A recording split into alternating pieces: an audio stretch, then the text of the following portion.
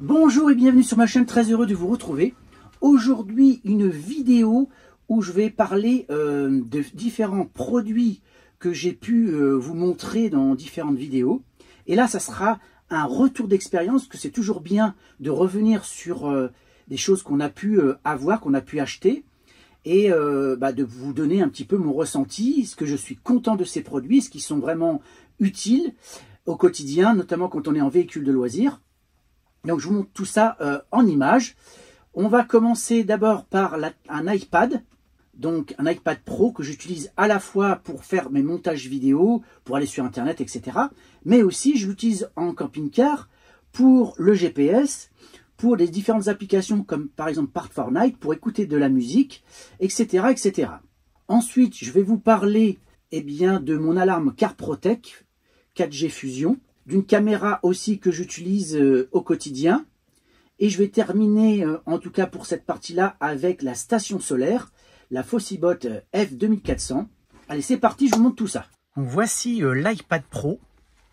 C'est une 12,8 ou 12,9 pouces. Donc, voilà un peu comment ça se présente rapidement, hein. Vous avez différentes applications. Et pour ce qui est du voyage, j'ai regroupé les applications que j'utilise. Vous avez par exemple la Park4Night. Voilà. Ensuite, vous vous dites, tiens, je vais utiliser en même temps le GPS. Donc, on va continuer, on met ça comme ça. En attente du signal pour débuter la navigation. Et vous vous dites, tiens, je veux ajouter après 200 mètres, une autre fenêtre. Prenez la deuxième sortie et suivez la. Je vais choisir Park4Night. Restez à droite. Vous réduisez et vous avez deux applications en même temps. Donc ça, c'est vraiment génial. Et je peux en rajouter une troisième normalement. Ajouter une fenêtre, on va dire... non, je ne l'ai pas mise encore en route. Alors, attendez, je vais revenir là-dessus. Je vais mettre les radios. Voilà. Et là, je vais ajouter une autre fenêtre et je vais dire que... non, elle n'est pas là. Alors, attendez. Voilà. Alors, ce qu'on va faire, on va réduire, par exemple, Park4Night. Là, je vais réduire celle-ci. Les musiques comme ça. Donc ça, c'est l'avantage. C'est qu'on peut mettre plusieurs applications en même temps, les gérer de votre tablette sans problème. Donc vous avez d'un côté le GPS, de l'autre Park4Night, et vous jonglez de l'un à l'autre. Donc ça, c'est vraiment génial. Le bémol, par contre, c'est quand j'ai voulu utiliser la première fois cette tablette en mode GPS, le GPS n'avançait pas. Il y avait des saccades, c'était pas fluide du tout. Et en fait, je ne savais pas, c'est que mon iPad n'avait pas de module GPS. Donc, avoir un GPS sans module GPS, autant vous dire que ça ne fonctionne pas. Et donc, qu'est-ce que j'ai fait? J'ai trouvé un module qui, lui, par contre, fonctionne très très bien, qui se connecte en Bluetooth. Voilà, donc c'est cette petite boîte, c'est tout petit, le GNS 3000. Et avec ça, il n'y a aucun problème. Vous avez la fonction GPS sans problème. Donc ici, donc là, on veut aller... Alors, je vais arrêter tout ça. On va annuler l'itinéraire. Donc, vous cherchez votre itinéraire. On va mettre Paris. Allez, hop. Paris, tac. Obtenir les indications. Position actuelle. Voilà, donc là, c'est parti. Après 200 mètres, tournez à droite sur rue du Chemin, puis tournez à gauche. Là, vous pouvez lancer... Alors, une chose aussi... Donc là, normalement, la tablette, il faut aussi la connecter à votre téléphone. Vous faites un partage de connexion pour avoir Internet sur votre tablette et ça fonctionne du tonnerre. Là, là, je suis connecté à la maison parce que je suis juste à côté. Donc, c'est normal que ça fonctionne. Mais normalement, quand vous êtes sur la route, il faut avoir votre téléphone à côté. Vous faites un partage de connexion. Donc là, il faut quand même avoir pas mal de data. Moi, c'est mon cas. Et vous voyez, donc tout fonctionne. Et là, par exemple, vous dites, bah tiens, je veux aller autour d'un lieu. Ici, je vais mettre Sorges. Allez hop. Je vais regarder ce qu'il y a ici, par exemple le parking. Voilà, ça me plaît bien. Je vais choisir l'itinéraire, Sigic. Tac. Donc là, il est rentré directement, vous voyez. C'est passé directement à l'application GPS pour naviguer. Il va me faire la route. Voilà. Ça y est, il l'a calculé. Démarrer. Le retard sur votre itinéraire a changé à 31 minutes. Après 200 mètres, tournez à droite sur rue du Chemin puis tournez à gauche. Donc voilà un petit peu l'usage d'une tablette dans un camping-car, notamment pour rouler. C'est pratique et ce qu'il y a de bien, c'est que cet iPad, il ne chauffe pas. Il chauffe très très peu, même quand il fait chaud, il n'y a pas de problème. C'est hyper fluide, hyper réactif. Ça marche vraiment du feu de Dieu.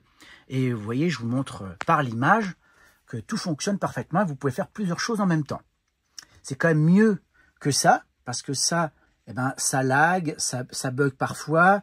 Il faut mettre à jour notamment l'application GPS pour avoir des cartes à jour, alors que là, bah, ça se fait avec Internet, je les mets à jour quand j'ai besoin. Et si ça ne va pas, je peux utiliser Google Maps, par exemple. Hop là, là je me dis, tiens, le retard sur votre itinéraire a changé à 31 minutes. Je lance Google Maps si je veux, sans problème. 200 mètres, tournez à droite sur rue du Chemin puis tournez à gauche. La route est faite et puis je peux choisir différents itinéraires. Donc ça, c'est vraiment topissime. Donc là, je vais fermer cette application-là. Sincèrement, moi, je suis très, très content de cela. Donc voilà, le seul bémol, c'est que moi, j'avais pas de module GPS à l'intérieur de la tablette, donc je ne pouvais pas utiliser un mode GPS. Il a fallu que j'achète un module supplémentaire qui m'a coûté environ une centaine d'euros. Mais c'est top, ça fonctionne très bien. Je pense qu'elle doit exister en mode GPS. Il suffit de regarder un petit peu sur Internet. Je pense, si je trouve, je vous mettrai un lien vers cette tablette en mode GPS. Sinon, l'iPad Pro tel quel est quand même moins cher qu'avec le module GPS 4G. Donc c'est peut-être intéressant de l'acheter comme ça et d'ajouter un petit module qui coûte une petite centaine d'euros. Donc voilà un petit peu pour mon iPad.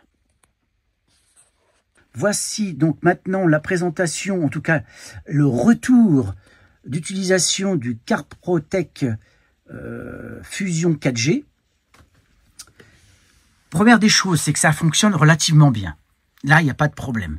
Mais il y a des petits bémols. Alors d'abord, dans ce qui fonctionne très bien, c'est que dès que votre camping-car bouge de l'endroit où vous êtes alerté sur votre téléphone. Ça fonctionne aussitôt, c'est assez efficace. Ensuite, sur le fait de pénétrer dans le véhicule, c'est pareil. Ça vous alerte, ça fonctionne aussi très très bien. Il n'y a pas de problème là-dessus. Le bémol, c'est que, eh bien, c'est la sensibilité qu'il faut pouvoir régler. Et ça, c'est pas simple. Parce que j'ai remarqué, notamment quand il y a beaucoup de vent, bah, je suis alerté et ça m'indique que le véhicule, enfin du moins qu'il y aurait quelqu'un qui serait rentré. Donc ça, c'est un peu embêtant quand il y a beaucoup de vent. Pour le reste, ça fonctionne vraiment très bien.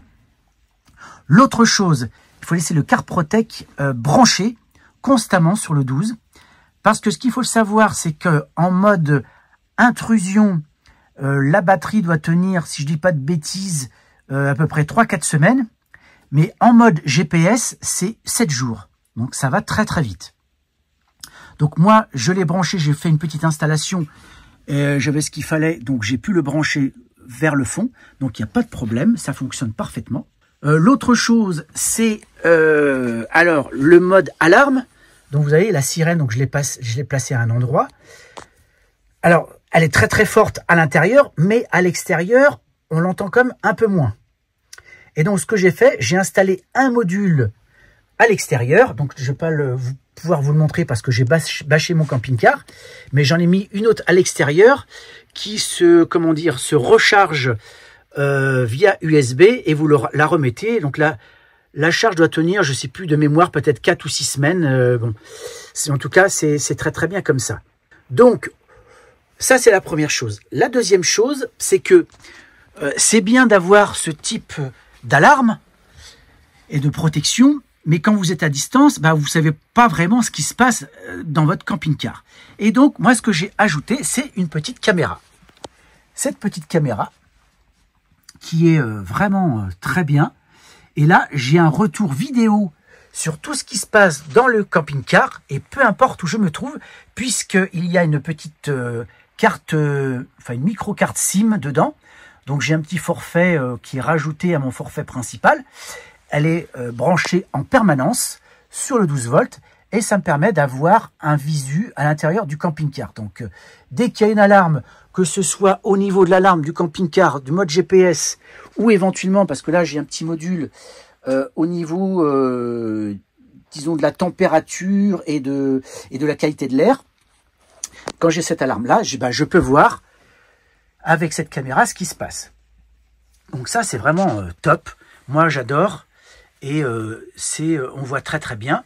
D'ailleurs, je vais essayer de vous montrer en vidéo comment ça se passe. Donc voilà en image ce que ça donne. J'appuie ici. En ligne.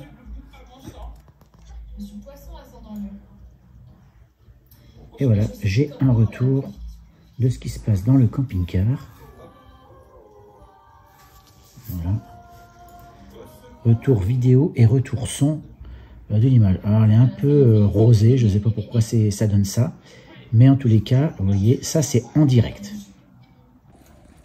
Alors, au niveau de la station solaire, plusieurs choses à dire. La première, c'est que l'installation et l'adaptation de mon système de recharge s'est fait relativement bien.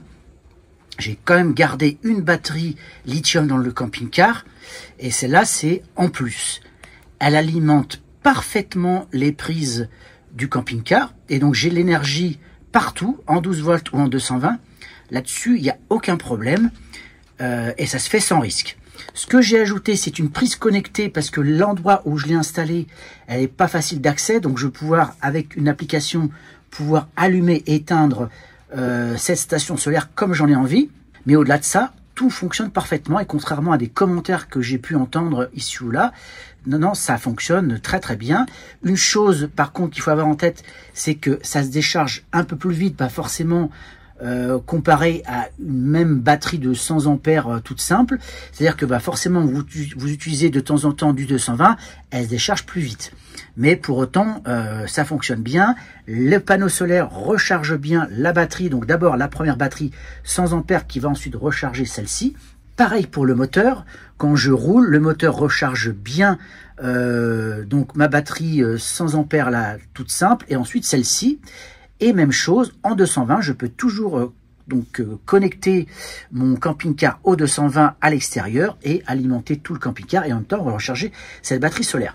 Donc en termes d'efficacité, elle est très très bien. Je peux donc utiliser une cafetière Senseo sans problème. Ça alimente aussi, ça permet de recharger les batteries, par exemple des vélos électriques. Donc côté praticité, elle est bien, elle n'est pas trop grande quand même. Donc j'ai pu facilement la loger sous des sièges passagers. Elle a trouvé sa place parfaitement. Mais par contre, je ne peux pas y accéder comme ça, comme je veux. Donc autant vous dire que le retour d'expérience est plutôt bon, voire très bon. Moi je conseille vivement d'utiliser cette station solaire si vous voulez vraiment être en nomade et pas être branché à du 220, notamment si vous partez dans des endroits isolés. Là, il n'y aura pas de souci. Et si en plus vous avez pas mal de panneaux solaires au-dessus du camping-car, là vous êtes tranquille, vraiment, il n'y a aucun souci. Donc voilà un petit peu ce que je pouvais vous dire sur ce retour d'expérience de cette station solaire. Donc maintenant, on va passer à la conclusion de cette vidéo. Bon, le temps a changé drastiquement. Tout à l'heure, j'avais du beau soleil, et puis vous voyez, derrière moi, c'est tout gris, il commence à pleuvoir. Donc, je voulais absolument vous faire un peu ce retour d'expérience de ces différents produits que j'ai achetés moi-même. Donc, j'ai pas été subventionné, on m'a pas fait de cadeau. Je suis pas sponsorisé non plus, donc c'est vraiment moi qui ai acheté ces produits. Donc, je peux en parler en toute indépendance. Il n'y a pas de problème là-dessus. N'hésitez pas à commenter, partager, liker et abonnez-vous. Je vous dis à très bientôt pour une prochaine vidéo.